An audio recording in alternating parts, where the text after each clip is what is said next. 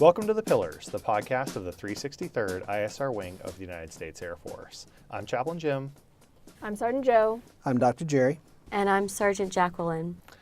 On each episode of The Pillars, we try to find a quick resilience topic that you can identify maybe some fixes, some opportunities to excel in that area, and walk away with some practical skills. So today we want to talk about passion. And why that's relevant this week is the origin of the word. I'm really into etymology with certain words, which is just the origin of the word. And it actually comes from Holy Week, which we're about to come into, and that's the week before Easter in the Christian faith tradition. And it was the term used for Jesus's walk up to being crucified, and that's where the word passion comes from. And now we use it as maybe a source of energy, a source of deep focus that's emotional in nature, where you just have to do something. Like it is a compelling, almost beyond thought or explanation to do something. Yeah, contemporaneously, we liken it to a zest or a vitality for life. So people are said to be passionate about certain activities, or they have a passion when it comes to certain values or beliefs. And so that is something that motivates them in various areas of their lives, and that they can bring into other people's lives to inspire them as well. So we want to find out some ways to incorporate passion into your life. So can you think of a time when you were passionate about something? I definitely know that when I found out my job in the military, I kind of rolled my eyes, but when I got to there and I started seeing actually what a mental health technician does, I really would say that I felt passionate about helping people, and I really was like, wow, this is an amazing opportunity to have a lot of outreach with folks. And so for me, that would be a huge one for me. Same for me. I find a lot of passion in my job, and I think that was a big choice for why I decided to pursue it. But what's interesting is that not everybody's passion is their job. Very true. And they have to find ways outside of their normal occupation, their normal 9 to 5, to pursue that passion. And a good example is somebody about whom I spoke in the 5 Minutes to Thrive not too long ago, Bob Ross. Yeah. So if you're familiar with Bob Ross, he was the painter. I think I'm one of those public access TV shows where he did speed painting. And in this very calming, encouraging, soothing voice, and with his mannerisms, he'd show people how to paint these beautiful landscapes. And you could tell this is something about which he is so passionate.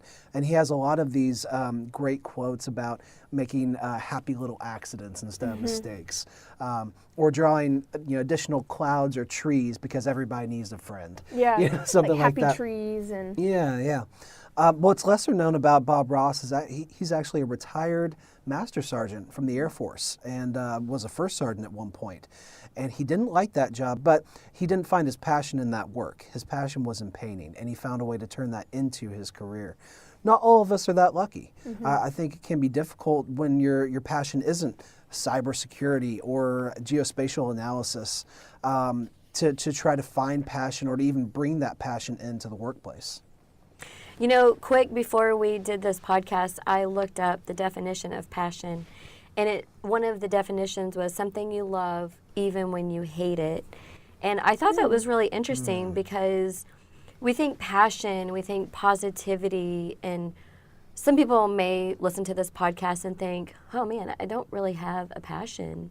But a passion can be anything, and I know I talk about running a lot, but when I thought about something you love, even when you hate it, I instantly thought of running. Yeah. Because sometimes I have a great run, or we have a great run, and you think, wow, I really love this. And the other time you have a horrible run, you're like, man, I hate this.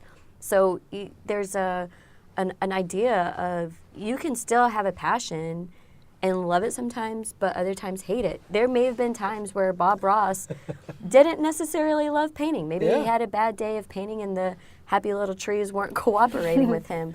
But at the end of the day, I mean, he still loved it, and he was still able to get a TV show and probably painting trees. Yeah, and probably because it connected to some of his higher beliefs or core values. I love that you made that distinction between passion and pleasure, because we like to think that they're synonymous, but not always. Right. In fact, a lot of times they may come in contradiction to each other. So maybe sometimes you just want to come home and play video games, or veg out on a bunch of streaming movies or something like that on the couch. You may not want to actually get up and do something. but that passion is something that drives you to do it anyway.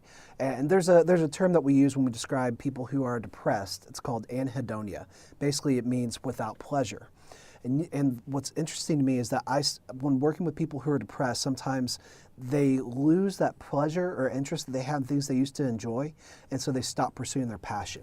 And so now they're not even getting access to the thing that did invigorate them and did make them feel good as a byproduct. And so one of the first steps usually I take with those folks is try to get them to renew that passion and to re-engage in those things about which they have that passion. It's one of the fastest cures. Well, and if you think of the origins of the word, it wasn't an enjoyable experience to go through these beatings, whippings, etc. But he did it out of passion. I think the and love, passion right? of the Christ. But it right? led to death, right? And so ultimately leading to life.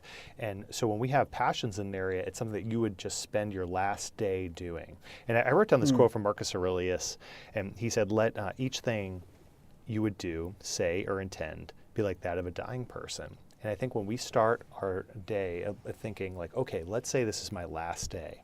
What would I love to do? Now, we can't always do it. We have work. But if you could do one thing, maybe it's the run, maybe it's a workout, maybe it's a specific type of high performance workout kind of thing. Like that's your passion area. Maybe it's your kids, your family. What is it that you would spend your last day doing if you only had a few minutes to do it? And that's a way to identify that passion for those of you listening who might not have one that's very clear. It's like that song lyric, live like you're dying.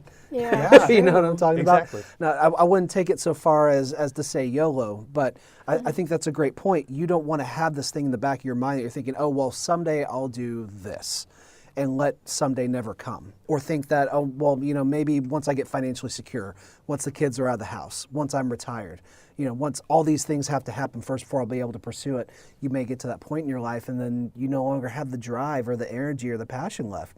But there's always something to divert us from meeting our goals or meeting our passions. We could talk about what comes next or what's stopping us forever. I mean, we could find excuses to never be the not perfect time. develop our passions forever. So you really need to be intentional about finding what is your passion and doing little things here and there to meet those needs that you have, because everybody has a passion somewhere. You just have to dig and figure out what it is and how you can accommodate.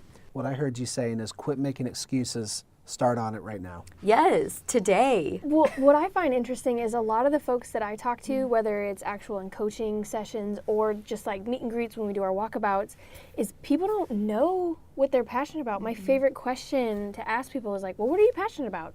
I'm sure it's not this that you're doing, right? But like, what are you passionate about? And so many times I get deer in the headlights. Like, look, and they're just like, oh. And then they'll be like, I got to get back to you on that. Because I think we get stuck sometimes forgetting what we want to go for or what drives us, right? That passion that we have for certain things like charity or, saving, the polar bears or, whatever. But we get in this idea that we're so small we can't make an impact or, and we have those excuses that you were just talking about. But a lot of people, they'll just give me the look and it's just like, well, you might want to think about that. So how do we find our passion? How do we discover what that is? That's a good question. That is a great question. So how way that I've used is if I gave you a day, you could just focus on something. What would you research? What would you spend your time reading about? And what is something that you'd look for? What are you going to Reddit for? What are you Pinteresting? Like what topic is that? That's one answer. Two, if you could do something. So that's the research piece. That's something you're looking for. But if you could go do something right now, I gave you a pass, you had unlimited income, what would you go do? And some people might say, oh, it's the beach, or I'd hang out with my kids. Or actually, some folks would say, I'd go study some more because I'm working on this degree or I have this passion. Or a love of learning. We might not even know what we're passionate about off the top of our head, but I think we know what each other is passionate about. So for instance, Sergeant Jacqulyn here, one day I said, why don't you cut out early? And you said, I'm going to go run. That's what I'm going to go do right now. I'm just going to go hit PT. And for me, I know you're passionate about running. Like you could have gone and done anything you wanted, but you prepared on a Friday afternoon and you went for I'll make my run longer. Or I've seen other people say, I'm going to hit the gym for an extra workout. Like that's what comes up. Like I can see passions of everyone here. And I bet if you really don't know what yours is, go ask a family member or a friend and say, what do you think I'm passionate about? And just receive what they're going to say and don't wince. Recently I had some people say, you're really, really passionate about fitness and yoga. And I said, what, really? And in hindsight, I guess I am. Yes, Was that really. shocking For to me, you? it's a thing Absolutely but it's are. a thing I do, not like the passion. And so sometimes passion is overrated, or it's this thing we put on a pinnacle when it might be something you're just in flow, something you're doing and enjoying. And that's what I was going to get to. Absolutely. When you're trying to figure out what that passion is, where I'm trying to help people discover what it is, I usually ask them, what is that thing that gives you that sense of flow? And usually it's when you're in the zone, you're so immersed in that activity that time just slips by. You could, keep going forever if you had unlimited time. And that's where you can find your passion. And for you, that may be yoga and fitness.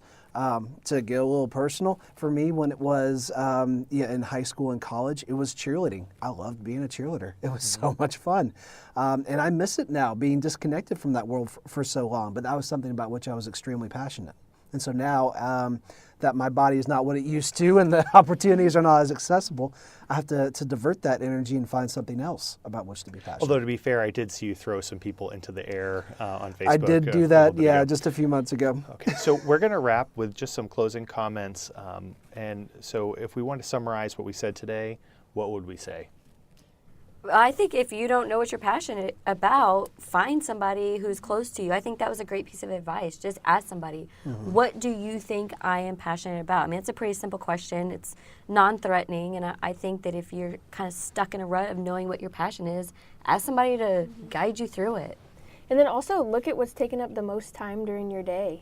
What are we doing on the internet? Or, like you mentioned, are we looking up stuff? Are we looking at recipes? Really, what are you focusing on? You'd be surprised what you actually spend your time on if you start focusing on kind of like time management ideas, right? And I would say be very intentional and be somewhat selfish. Yeah, we need sure. time for both pleasure and passion. And sometimes they're synonymous. More often than not, they aren't. Passion requires work. And I think it's important that we have both aspects in our life. If we think back to the PERMA model in positive psychology, pleasure is one of those facets, but engagement or flow is another one. So while they're related, they're separate. And I think we really need to make time in our weeks for both of those activities. I love it. Well, and as the holiday is coming up for this week, for those of you who celebrate one of two faith traditions this coming week, I hope you have a wonderful spiritual time. And for the rest of us, find something spiritual to do. I mean, why not? Whether it's meditating even in the secular way and thinking about your passion, and if not, for those of you of other faith traditions, consider what your passion is in this weekend. We want to thank you for listening to The Pillars, the podcast of the 363rd ISR Wing of the United States Air Force. I'm Chaplain Jim. I'm Sergeant Joe. I'm Dr. Jerry. And I'm Tech Sergeant Jacqulyn. Until next time, we hope you reach out to us in the global address list or check us out on Facebook. Have a great day. Bye.